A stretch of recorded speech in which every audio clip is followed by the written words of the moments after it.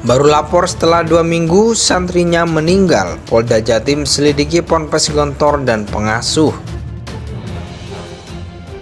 Penyidik Polres Ponorogo dengan di-backup oleh Ditkrim Polda Jatim telah menetapkan 2 tersangka yang tadi telah disampaikan oleh Kapolres. Untuk proses penyidikan tentu yang pertama kita akan membuktikan tentang peran tersangka di kasus kekerasan yang mengakibatkan matinya terhadap 1 korban anak, termasuk yang 2 berkaitan dengan korban kekerasan yang saat ini juga masih dalam proses pembuktian. Untuk pengembangan kasus tentu kita akan sifatnya dinamis dan akan kita kembangkan terus sejauh mana nanti akan kita sampaikan di sekret.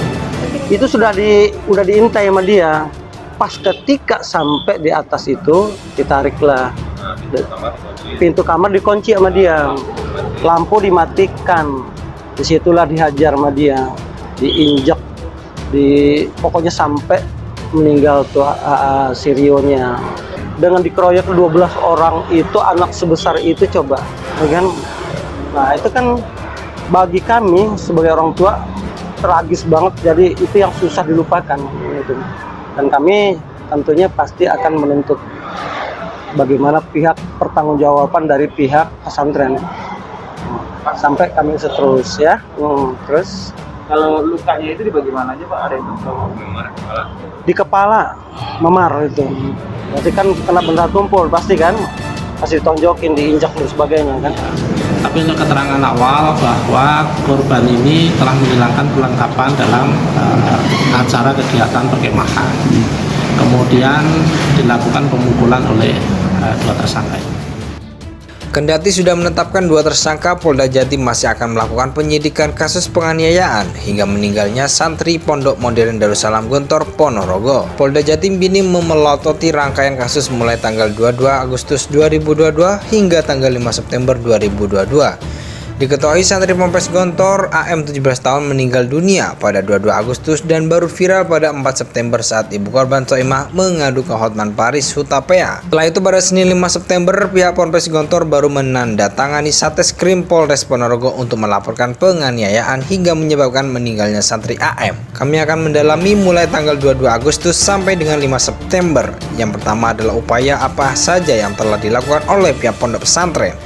Lalu yang kedua, apa yang telah dilakukan oleh pengasuhnya, kata Kapolda Jatim Irjen Pol Niko Afinta saat ditemui surya.co.id di Mabes Polri, Ponorogo, Senin 12 September 2022. Polisi juga akan mendalami surat administrasi apa saja yang telah dikeluarkan pihak pondok pesantren untuk melengkapi penyidikan tersebut.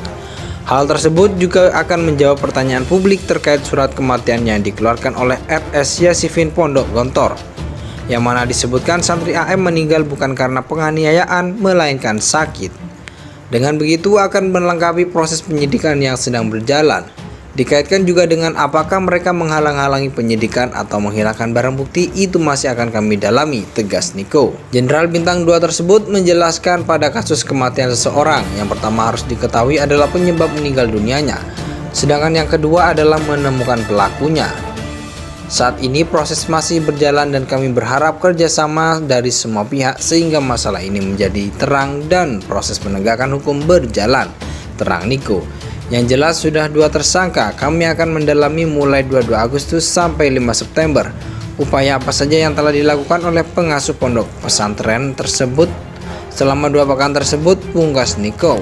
Kendati sudah menetapkan 2 tersangka, Polda Jatim masih akan melakukan penyidikan kasus penganiayaan hingga meninggalnya santri Pondok Modern Darussalam Gontor, Ponorogo. Polda Jatim kini memelototi rangkaian kasus mulai tanggal 22 Agustus 2022 hingga tanggal 5 September 2022.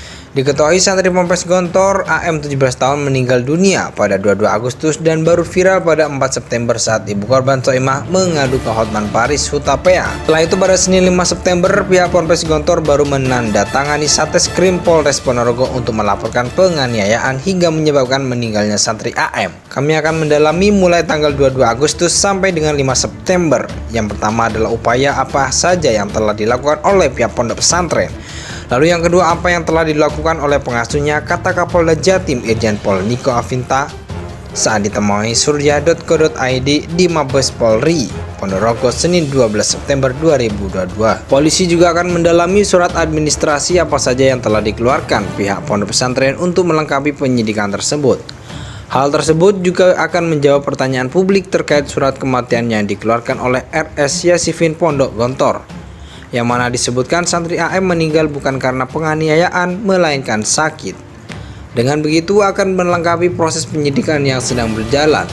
Dikaitkan juga dengan apakah mereka menghalang-halangi penyidikan atau menghilangkan barang bukti, itu masih akan kami dalami, tegas Niko. Jenderal Bintang 2 tersebut menjelaskan pada kasus kematian seseorang, yang pertama harus diketahui adalah penyebab meninggal dunianya, sedangkan yang kedua adalah menemukan pelakunya.